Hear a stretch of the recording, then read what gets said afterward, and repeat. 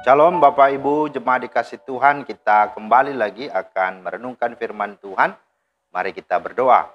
Bapa di sorga, di dalam nama Tuhan Yesus kami kembali akan melandasi hari ini bersama denganmu melalui firman Tuhan. Buka hati kami ya Roh Kudus, terangi dan tolong kami supaya kami menjadi pelaku firman-Mu. Dalam nama Tuhan Yesus, amin. Bapak Ibu, firman Tuhan kita terambil di dalam Yeremia 29 ayat 11. Sebab aku ini mengetahui rancangan-rancangan apa yang ada padaku mengenai kamu. Demikianlah firman Tuhan, yaitu rancangan damai sejahtera dan bukan rancangan kecelakaan, untuk memberikan kepadamu hari depan yang penuh harapan. Itulah firman Tuhan yang menjadi dasar renungan kita pada hari ini. Nah Bapak Ibu, kita tahu bahwa kita boleh ada sampai hari ini karena sebuah pilihan dan keputusan-keputusan yang kita ambil. Karena itu tema kita pada hari ini adalah keputusan terbesar. Nah, setiap hari kita diperhadapkan dengan pilihan dan harus mengambil keputusan, baik besar maupun kecil. Kemudian setiap keputusan yang kita buat menentukan hidup dan mati kita, baik dan buruk hidup kita ataupun susah atau mudahnya hidup kita, baik untuk saat ini ataupun juga nanti. Nah, sebagian besar keputusan dalam kehidupan itu penting. Namun, hanya ada satu yang terpenting dan bahkan yang terbesar. Nah, keputusan apakah itu? Itulah keputusan soal kehidupan kekal.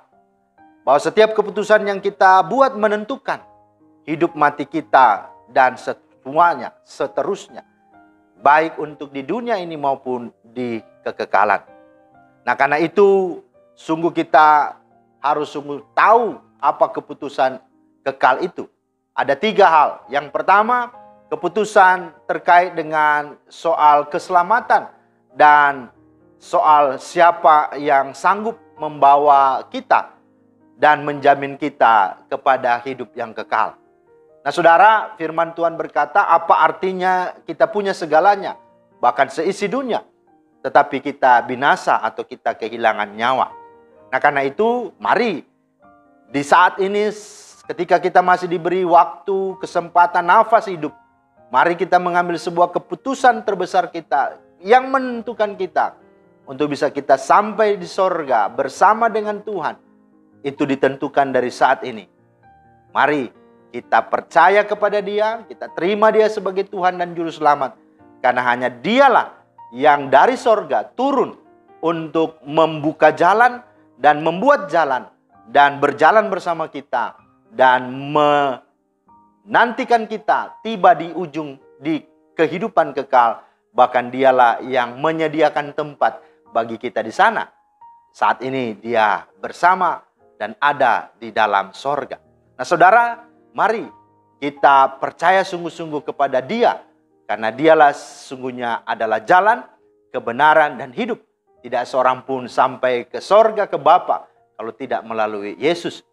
Itu hal yang pertama. Karena itu keputusan terbesar kita sekarang ini adalah mari kita percaya dan menerima Dia sebagai Tuhan dan Juru Selamat kita. Dengan pertobatan yang sungguh. Dengan kesadaran untuk kita sungguh-sungguh hidup dalam takut akan Tuhan. Yang kedua, mari kita ambil sebuah keputusan berkaitan dengan damai sejahtera dan masa depan. Artinya, kalau hidup kekal kita sudah pastikan, kita sudah putuskan yang terbaik. Maka dalam hidup sementara kita ada di dunia, kita butuh damai sejahtera, bukan? Kita butuh kepastian masa depan terkait dengan keluarga kita, anak-anak kita. Maka mari kita ambil sebuah keputusan yang terbesar. Dengan apa? Kita mempercayakan hidup kita kepadanya. Dengan kita sungguh-sungguh hidup intim dan sungguh-sungguh hidup mencari Dia. Firman Tuhan katakan di dalam apa yang kita bacakan tadi. Sebab aku ini mengetahui rancangan-rancangan apa yang ada padaku mengenai kamu.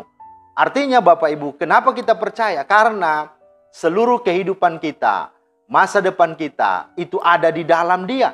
Dialah yang sudah merancang kehidupan kita, masa depan kita. Karena itu mari kita serahkan, kita percayakan hidup kita kepadanya. Dan yang ketiga, kita juga harus sungguh-sungguh memberikan sebuah keputusan terbesar terkait dengan hidup yang bijaksana, hidup menjadi manfaat dan memuliakan Tuhan. Kenapa saudara? Karena dalam hidup ini kita harus berhikmat, kita harus bijaksana. Tidak semua yang baik yang harus kita lakukan, tidak semua juga yang rohani yang harus kita ikuti. Tetapi apa yang betul-betul mendatangkan sesuatu yang adalah tujuan Tuhan, adalah kehendak Tuhan, adalah agenda Tuhan, itulah yang kita utamakan, itulah yang kita prioritaskan. Karena itu firman Tuhan berkata, mari pergunakanlah waktumu yang ada, karena hari-hari ini adalah jahat. Jangan menjadi orang bodoh, tapi jadilah orang yang arif. Karena itu mari kita isi waktu ini dengan sebaik-baik mungkin. Yang kedua, mari kita menjadi manfaat, menjadi berguna bagi banyak orang. Sehingga banyak orang bisa melihat akan perbuatan yang kita lakukan. Dan pasti Bapa yang di sorga dimuliakan. Dan mari kita sungguh memuliakan Tuhan dengan kita terus membawa banyak orang datang kepada Dia.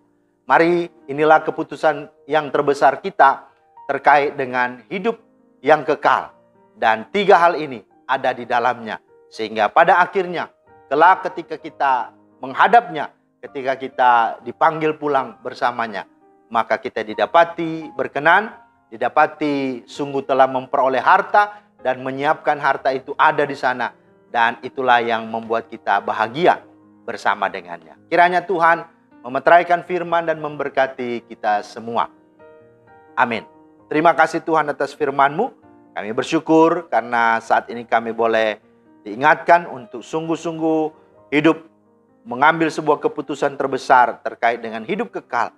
Bukan hanya untuk hidup di dunia ini, tetapi penting bagaimana semua yang kami lakukan terkonek dengan kekekalan, terkonek dengan sorga.